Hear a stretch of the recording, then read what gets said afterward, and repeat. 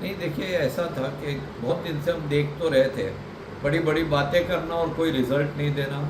इनके डीएनए में अंदर के वो झूठे आरोप लगाते थे हम्म। और लोग उसके अंदर आ जाते थे, और मैं भी आ गया था एक समय।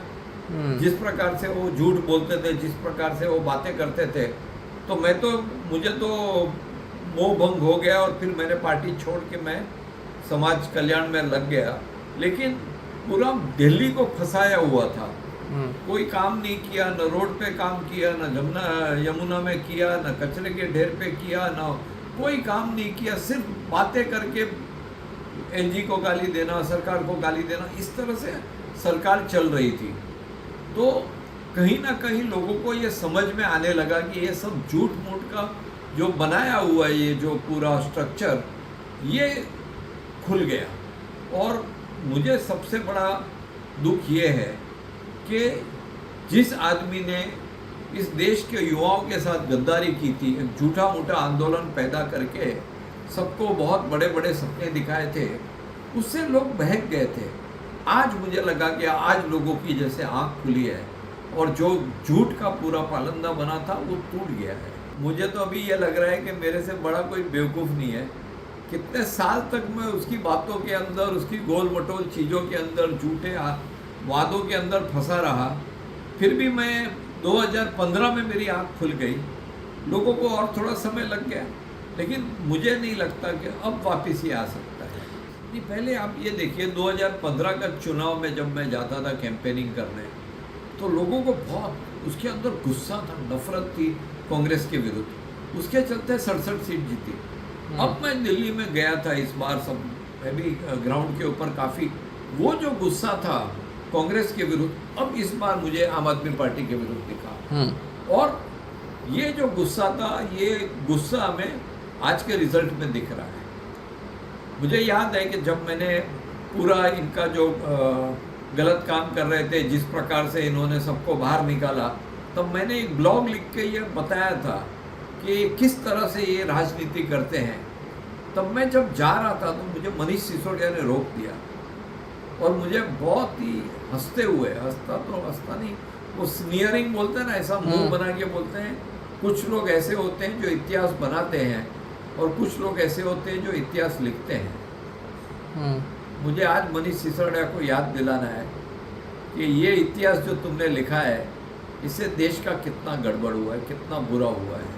इसको याद कीजिए कि ये जो पूरी झूठ की राजनीति, सबके ऊपर झूठे आक्षेप करना, बड़ी बड़ी झूठ बोलना, ये जो है इस देश के जनता के साथ बहुत बड़ा धोखा हुआ है। और 10 साल, जो 11 साल इन्होंने जो राज किया, उसमें आज जनता को आँख खुली है और उसने उसका जवाब दिया है। मैं तो, मेरी पार्टी है ना, शुरू जब फॉर्मेशन में तो फाउंडर मेंबर हूँ। मैं हमेशा इसका जस्टिफिकेशन देता है, नहीं पॉलिटिक्स में कुछ करना पड़ता है, कहीं करप्शन करना पड़ता है। ये सब बोलते बोलते जब शीश महल आया ना, तब मेरी बोलती बंद हो गई। क्या बोलूँ, इसका कोई जस्टिफिकेशन हो सकता है क्या? 80 लाख का पर्दा लगाया तो 8,000 का पर्दा लगाते तो क्या होता? जिस प्रकार से इन्होंने खुद की सब संपत्ति इकट्ठा की है, जिस प्रकार से इन्होंने सब कुछ किया है, अब इसका उनको भुगतान करना पड़ेगा। देखिए, हम लोग पॉलिटिकल विकल्प नहीं थे, हम लोग एक वैचारिक विकल्प थे। किस तरह देश को एक अलग विचारधारा दे सकते हैं। हम जैसे कहते थे, एक डिफरेंट नैरेटिव, एक डिफरेंट पॉलिटिकल कल्चर करने आए। जब 2015 के बाद उन्होंने जो पंजाब में काम करना शुरू किया, और जहाँ सारे कॉम्प्रोमाइज़ करने लगे, मनी, मसल, कास्ट, ये सब पॉलिटिक्स खेलने लगे, उस दिन हम विकल्प खत्म हो गए। फिर और एक राजनीतिक पार्टी हो गई, जैसे दूसरी पार्टी है ऐसी एक आम आदमी पार्टी हो गई। और फिर भी उन्होंने जिस प्रकार से आगे बढ़ गए कि करप्शन में, झूठ में, वायदे में, ये दूसरी पॉलिटिकल पार्टी के भी बहुत आगे निकल गए। जो 70 साल पुरानी पार्टी है, उनसे भी आगे निकल गए। तो कभी तो इनका भांडा फूटना था ना, आज फूटा है। ये मैं नहीं कह सकता हूँ कि वो खुद शराब पीते हैं, लेकिन शराब का मतलब तो करप्शन हो गया। और ये बात मैं मानता हूँ कि जो शराब का घोटाला हुआ, फिर वो स्वाति मालीवाल को अपने घर के अंदर मरवाया या मारा, ये तो बहुत, इसका कोई जस्टिफिकेशन नहीं है। शीश महल का ये शराब घोटाले का और स्वाति मालीवाल को मारने का, ये तीन का कोई जस्टिफिकेशन नहीं हो सकता, इसका कोई डिफेंस नहीं हो सकता है। यानी ये सबसे निचली स्तर के ऊपर चले गए।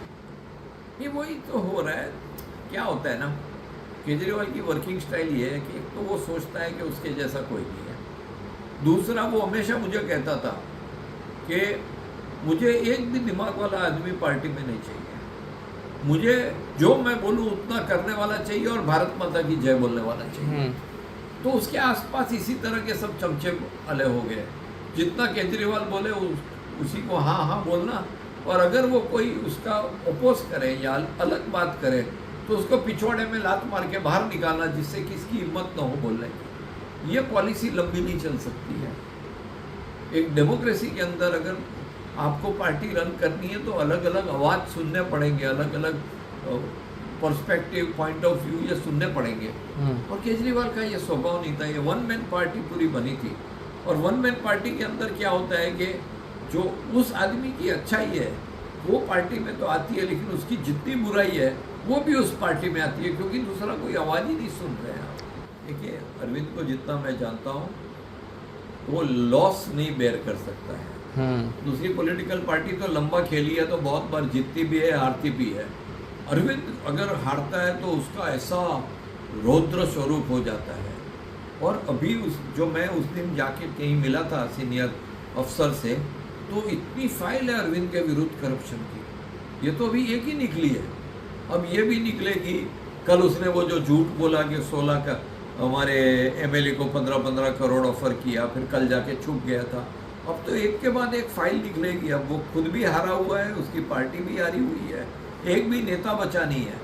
मैं आतिशी को नेता नहीं मानता, वो तो अपना पपेटियर है, जो अरविंद बोलता है उतना बोलती है, लेकिन एक भी नेता नहीं बना तो ये पार्टी टूटने वाली है, इसके टुकड़े होंगे, बहुत लोग चले जाएंगे इस पार्टी में, उस पार्टी में, पंजाब में भी यही होने वाला है। इस पार्टी का मुझे ज़्यादा फ्यूचर नहीं दिखता है। जस्टिस भी मिला, उसके बेटे ने दिलवाया, उसके बेटे को वोट कम मिले, लेकिन उसने इतने वोट काट दिए जो अरविंद की तरफ जाने थे कि अरविंद हार गया। तो कहीं ना कहीं शीला की दीक्षित का बदला उसके बेटे ने लिया है।